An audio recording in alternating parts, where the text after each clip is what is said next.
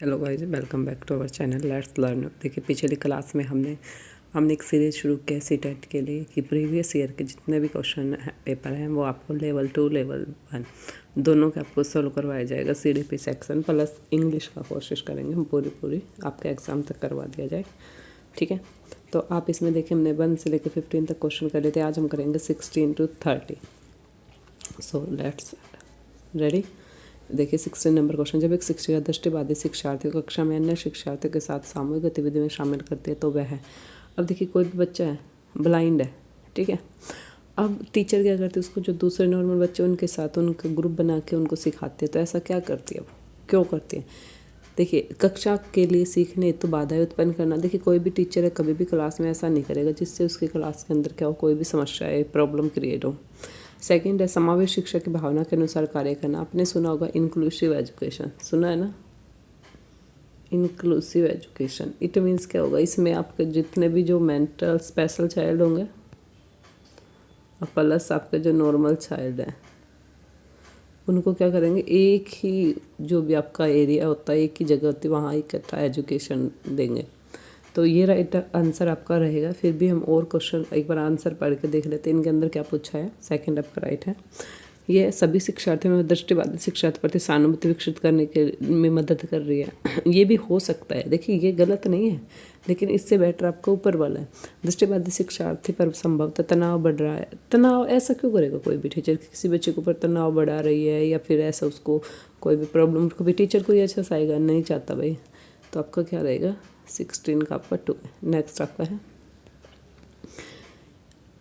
एक शिक्षक अपने शिक्षण में दृश्य स्रोत सामग्री और सारी गतिविधियों का प्रयोग करते। देखिए कोई भी टीचर है, तो आप टीचिंग करवा रहा है, उसके टाइम पे क्या कर रहा है, TLM का यूज कर रहा है, ऑडियो विजुअल यूज है, एड्स हैं उनका यूज कर रहा है, उसके साथ साथ क्या फिजिकल एक्टिविटी भी करवा रहा है। तो क्यों? वे शिक्षक को आराम देती है। कोई भी एक्टिविटी करेगा तो शिक्षक उसमें कंफर्ट रहता है, शिक्षक को तो मेहनत करनी पड़ेगी। वे प्रभावी अनुकूलन आकलन का सुगम बनाती है। ऐसा आकलन कौन सा कर रहे हैं जिसको सुगम बनाए? फिर भी हम आगे और देखेंगे। वे शिक्षार्थी को वैविधिक उपलब्ध करवाती है।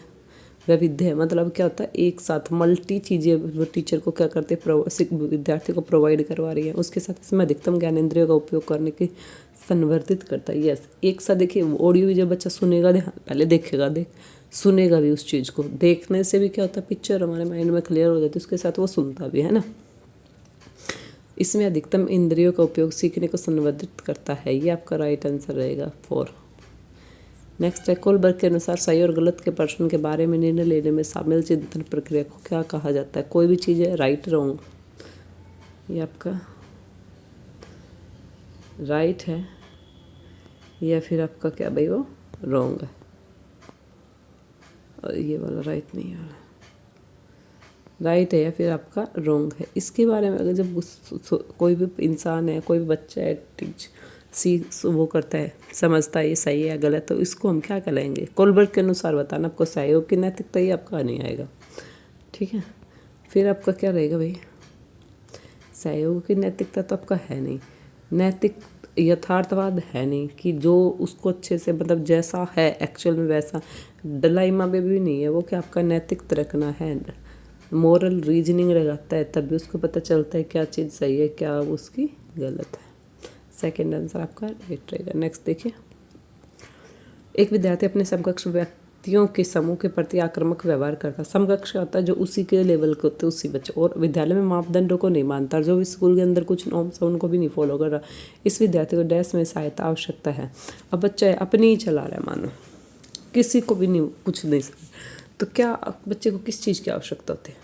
भावनात्मक क्षेत्र उसका, संज्ञानात्मक कोग्निशन के अंदर तो थिंकिंग का काम होता है ना, उस तरह चिंतन कौशल, अरे कोई सोल्व थोड़ी ना कर रहा जो उसको थिंकिंग लेवल चाहिए। मनोगत्यात्मक मोटर स्किल भी नहीं। देखिए बच्चा क्या होगा, इमोशनली उसको बच्चे को समझाया जाएगा, जब वो उन बच्चों के साथ क्या करेगा, अटैच हो जाएगा, टीचर के साथ अटैच हो जाएगा, फिर वो ऐसा बिहेव नहीं करेगा।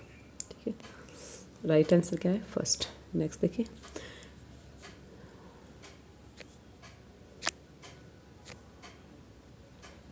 शिक्षकों को यह सलाह दी जाती है कि वे अपने शिक्षार्थियों को सामूहिक गतिविधियों में शामिल करें, क्योंकि सीखने को सुगम बनाने का तरीके डैश में भी सहायता करते हैं। टीचर होते हैं उनको क्या कहा जाता है, भाई अपने बच्चे उनको ग्रुप एक्टिविटी में ज़्यादा शामिल किए। इससे बच्चे क्या हो जाता है, सीधी बात दुश्चिंता क्या होता है, अलग होने का बिहेव नहीं होता, मूल द्वंद कोई कन्फ्लिक्ट थोड़ी ना आएगा ऐसा करने से। अगर ऐसा आएगा तो टीचर क्यों करेगा उनको शामिल। आक्रामकता, अगर बच्चे एक दूसरे पे एग्रेसिव होते हैं तो टीचर क्यों करेगा, टीचर अपना पीछा छोड़ नहीं, ऐसा पर कोई भी टीचर ऐसा नहीं करता।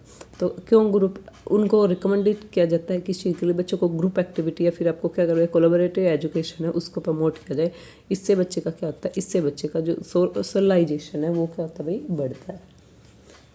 ठीक है, तो राइट आंसर क्या रहेगा आपका बी। नेक्स्ट देखिए, समावेश शिक्षा उन विद्यालय शिक्षा व्यवस्था की ओर संकेत करते हैं। इंक्लूसिव एजुकेशन किस साइड इंडिकेट करती है। फर्स्ट, विशेष आवश्यकता वाले बच्चों को विशेष विद्यालय के माध्यम से शिक्षा देने का प्रोत्साहन नहीं, ये है कुछ बोर्ड पॉइंट पे, पर इंक्लूसिव के अंदर ये नहीं, वो विशिष्ट स्पेशल एजुकेशन नहीं, स्पेशल जो चाइल्ड होते हैं स्पेशल एजुकेशन दी जाती है, इनको नहीं दी जाती। केवल बालिका शिक्षा को बढ़ावा देने की आवश्यकता पर ये क्या होती है, बालिका और बालक मतलब बॉयज़ और गर्ल दोनों को ही वो करते हैं, मोटिवेट करते हैं। नेक्स्ट है एनकरेज करते हैं, ये सभी निरयोग्य बच्चों को शामिल करती है। नो, समावेशी के अंदर सभी निरयोग्य नहीं होते, सभी डल नहीं होते। उसके अंदर क्या होता है, ये चाहे कोई सी भी टाइप का बच्चा हो, जैसे देखिए फोर्थ ऑप्शन आपका बिल्कुल सही है।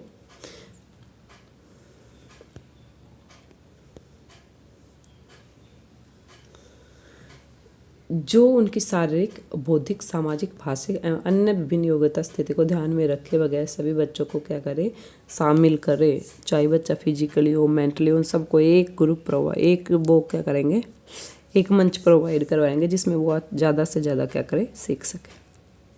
क्लियर। नेक्स्ट देखिए, फोर्थ बिल्कुल आपका राइट है। नेक्स्ट है 22, निम्न में से कौन सा मुख्य रूप से आनुवांशिकता संबंधी कारक है। आनुवांशिकता, हेरिडिटी, किसी भी बच्चे का मैं देखना हेरिडिटी कौन सी फीचर्स विजुअल है तो हम देखेंगे। आँखों का अंग, यस। अगर देखिए क्या किसी बच्चे की थोड़ी ब्लू होती है, अगर फादर या मदर के तो उसका वैसा जाएगा। सामाजिक गतिविधियों में भागीदारी, ये तो बच्चा जब बाहर आता है, बाहर के एनवायरनमेंट में आता है, सोशलाइजेशन जब सीखता है, घर से बाहर निकलना, तब आएगा, ये तो नहीं आएगा। ये तो हेरिडिटी में आपका नहीं आएगा।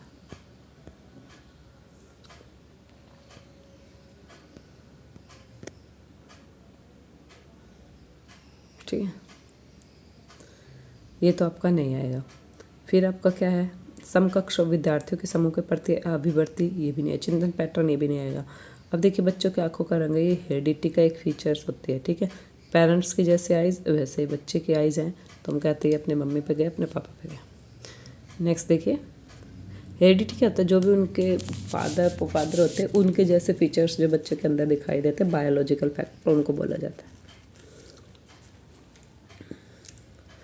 नेक्स्ट है, शिक्षकों को अपनी शिक्षा विद्यार्थियों की त्रुटि का अध्ययन करना चाहिए क्योंकि वे प्राइडेस की ओर संकेत करती है। कोई भी शिक्षक है अपने विद्यार्थी की त्रुटि का अध्ययन करना चाहिए। बच्चे ने कोई भी मिस्टेक कर दी, उसके साइड उनको फोकस करना चाहिए। क्यों,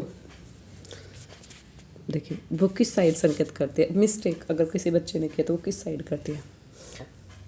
योग्यता के अनुसार समूह बनाने तो निर्देश ये कहते हैं जिस टाइप के बच्चे के अंदर कैपेबिलिटी उस टाइप का ग्रुप बनेगी। ऐसा तो जरूरी नहीं है कि हर एक बहुत करे। ठीक है, नेक्स्ट है, विभिन्न प्रकार की पाठ्य चर्चा की आवश्यकता, ये भी कोई ज़रूरी नहीं है। उसके ज्ञान की सीमा, भाई कहाँ तक गलती तो कोई भी कर सकता है, अगर ज़्यादा ही गलती कर रहा है तो आवश्यक। देखिए रेमेडियल टीचिंग की बच्चे को क्या होती है, ज़रूरत होती है। क्यों, फोर्थ ऑप्शन आपका राइट रहेगा। रेमेडियल टीचिंग की क्यों आवश्यकता है बच्चे को, अगर बच्चे ने कोई मान लो कंटिन्यू गलती कर रहा है तो हम सबसे पहले उस बच्चे का वीक पॉइंट देखेंगे, भाई कौन सा उसका वीक पॉइंट है। ठीक है, वीक पॉइंट को हम जानेंगे, वो अपने डायग्नोस कर ले, डायग्नोस करने के बाद हम इस वीक पॉइंट को क्या करेंगे, रिमूव करने की पूरी कोशिश करेंगे, जिससे बच्चा क्या हो, अच्छी तरह से कुछ सीख सके। ये क्या होगा आपका आवश्यक उपचारात्मक युक्तियाँ, भाई जितनी जहाँ हमें ज़रूरत है वहाँ हम उसकी रेमेडियल टीचिंग प्रोवाइड करवाएंगे बच्चे को, ताकि आने वाले टाइम में वो कम से कम गलतियाँ करे। ठीक है, नेक्स्ट देखिए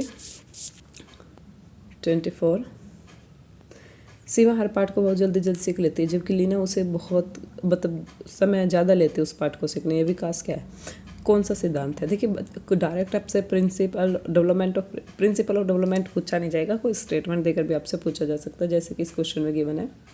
इसके अंदर क्या बताया गया है कि एक लड़की है वो तो बहुत जल्दी सीख लेती है, जैसे सीमा है, लेकिन लीना है वो बहुत धीरे सीखती है। तो ये क्या है, व्यक्तिगत विभिन्नता का सिद्धांत होता है। देखिए हर एक बच्चे का अलग अलग डेवलपमेंट होता है, अलग अलग मेंटल एबिलिटी होती है, किसी की सीखने की स्पीड ज़्यादा होती है, किसी की धीरे होती है ना।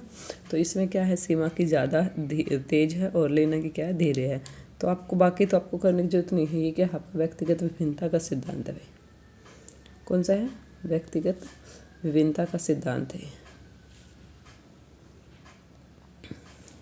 निरंतरता का क्या, कॉन्टिन्यूटी की डेवलपमेंट होता है, धीरे धीरे धीरे चलता रहता है, कहीं इसकी स्पीड ज़्यादा कहीं इसकी कम, ऐसे होते रहते हैं। अंतर संबंध क्या होता है, हर एक टाइप का डेवलपमेंट होता है वो एक दूसरे से रिलेटेड होता है। सामान्य से विशिष्ट की ओर क्या होता है, बच्चे का पहले जो डेवलपमेंट वो केंद्रीय भाग का, फिर उसका देखिए मान लो पूरे हाथ का होगा, फिर उसका फिंगर का स्पेसिफिक ऑर्गन है ना। तो ये नेक्स्ट देखिए, निम्न में से डैश के अतिरिक्त सभी वातावरणीय कारक विकास को आकार देते हैं। सभी, एक नहीं देता, सारे देते हैं। पौष्टिकता की गुणवत्ता देती है, शिक्षा की गुणवत्ता भी देती है, उसका संस्कृति भी देती है, शारीरिक ऐठन देती है भाई विकास को। वातावरणीय कारक पूछा है तो ये आपका वातावरणीय नहीं है, ये आपका कौन सा है, वो वंशानुगत भी हो सकता है आपका, हेरिडिटी फैक्टर है। 25 का फोर्थ राइट रहेगा। नेक्स्ट है, सवर्ण ह्रास से ग्रस्त बच्चे कक्षा में किस सबसे मुख्य कुंठा का सामना करते हैं। अच्छा ये पूछा है, जो हियर इम्पायर्ड होते हैं, हियरिंग इम्पायर्ड जो बच्चे होते हैं, मतलब जिनको सुनाई नहीं देता, वो सबसे ज़्यादा क्या प्रॉब्लम फेस करते हैं कक्षा के अंदर, कैसे कैसे हिंदी दे रखे हैं। फर्स्ट है, दूसरों के साथ संप्रेषण करने तथा सूचना को बांटने में अक्षमता। दूसरों के साथ संप्रेषण, सुनेगा नहीं तो बोलेंगे कैसे, ये आपका रखिए। आगे देखते हैं, दूसरे विद्यार्थियों के साथ परीक्षा देने में अक्षमता, ये भी। प्रस्तावित पाठ्यपुस्तक पढ़ने की क्षमता, देखिए इसमें सुनना बोला है, दिखने का नहीं, तो ये 3 तो नहीं होगा। खेलकूद से में भागीदार निभाने की क्षमता, ये भी नहीं आएगा। अब देखिए परीक्षा देना भी अलग चीज़ है, पहला इसका बिल्कुल राइट है। कैसे है, दूसरों के साथ संप्रेषण करने तथा सूचना को बांटने में अक्षमता, कि बच्चा किसी के कुछ सुन ही नहीं रहा, उसको सुन नहीं रहा तो क्या करेगा, दूसरों के साथ बोल भी नहीं सकता। जब उसको सुन ही नहीं रहा तो वो उसका क्या होगा, प्रोनाउंसिएशन भी नहीं होगी उसको। तब जब बच्चा ज़्यादा बोलता है, जब उसको सुनता, जिसको सुनेगा नहीं डेफिनेट है वो बोलेगा भी नहीं। तो आपका क्या है, ये आपका राइट आंसर रहेगा इसका। ठीक है, नेक्स्ट देखिए, अब पूछा गया है डिसलेक्सिया मुख्य रूप से किसकी समस्या है, किससे संबंधित है। डिसलेक्सिया आपका पढ़ने से होती है, ठीक है। अफेजिया बोलने से होती है। डिसकैलकुलिया आपका मैथमेटिकल ऑपरेशन से होते हैं, मतलब कैलकुलेशन से संबंधित होती है। तो आपका राइट आंसर रहेगा पढ़ने। नेक्स्ट है, प्रतिभाशाली विद्यार्थी अपनी क्षमता को तब विकसित कर पाएंगे जब, कोई भी मतलब जीनियस बच्चा है, क्रिएटिव बच्चा है, अपनी क्षमताएं तब विकसित कर पाएंगे जब उनको बार बार परीक्षा होगी, ये तो नहीं है। वे अन्य विद्यार्थियों के साथ अधिक प्रयास जुड़ते रहेंगे, ये भी चलो ठीक है। उन्हें अन्य विद्यार्थियों से अलग किया जाएगा, वे निजी कोचिंग कक्षाओं में पढ़ेंगे, लेकिन निजी वाला नहीं है, ये भी नहीं है। उन्हें अन्य विद्यार्थियों से अलग किया जाएगा। देखिए कई बार क्या होता है, नॉर्मल इंक्लूसिव एजुकेशन, उसमें क्या होता है, टीचर हर एक बच्चे पे फोकस करके चलता है, तो फिर उनका एक टीचर की भी रिस्पॉन्सिबिलिटी हो जाती है ना। और टीचर ऐसा कर सकता है, किसी बच्चे फोकस कर दे, किसी पे कम कर दे। अब देखिए अन्य विद्यार्थियों के अधिगम प्रयास जुड़ते हैं तो नहीं, ये आएगा इसका, उन्हें अन्य विद्यार्थियों से अलग किया जाए। भाई बाकी जितने भी बच्चे हैं उनसे उनको अलग कर दिया जाएगा ना, क्योंकि फिर उन पे ज़्यादा फोकस किया जाएगा, तो इससे वो क्या होगा, उनका जो डेवलपमेंट है वो बढ़ेगा। नेक्स्ट है, एक अच्छी पाठ्य पुस्तक से बचती है, किससे बचती है, लैंगिक समानता शो करवाती, सामाजिक उत्तरदायित्व करवाती, लैंगिक संवेदनशीलता भी करती, लैंगिक पूर्वाग्रह नहीं बताती।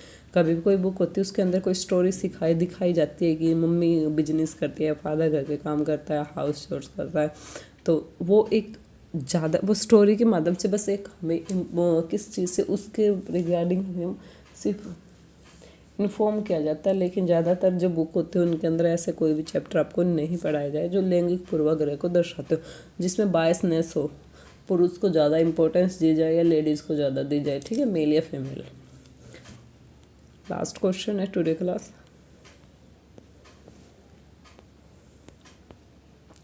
पियाजे के अनुसार संज्ञानात्मक विकास के किस चरण में बच्चा वस्तु स्थायित्व ऑब्जेक्ट परमानेंस को प्रदर्शित करता है।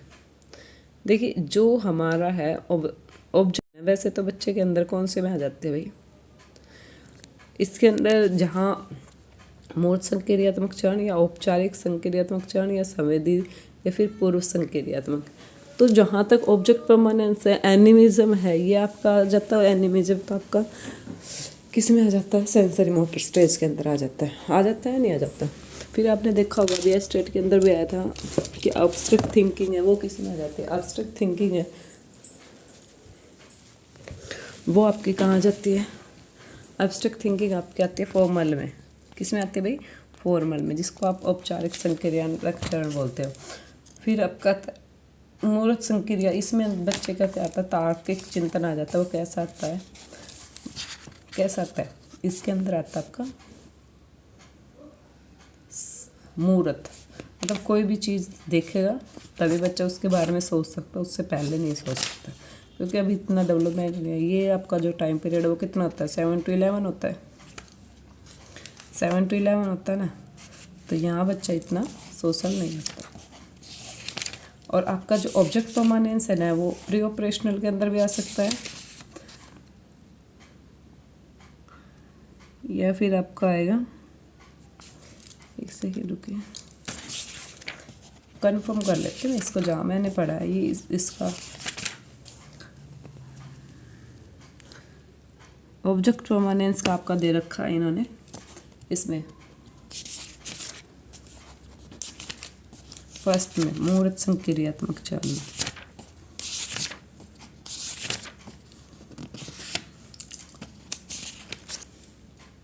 ऑब्जेक्ट परमानेंस नहीं,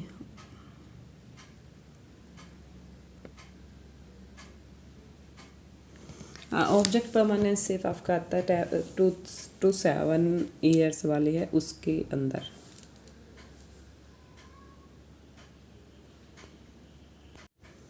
ऑब्जेक्ट परमानेंस की जो फीचर्स है बच्चे के अंदर डेवलप जो हो जाती है आपकी प्री ऑपरेशनल पीरियड, जो आपका टाइम होता है वो 2 to 7 ईयर्स होता है। Clear, take care, bye bye. यहाँ तक आप अच्छे से रिवाइज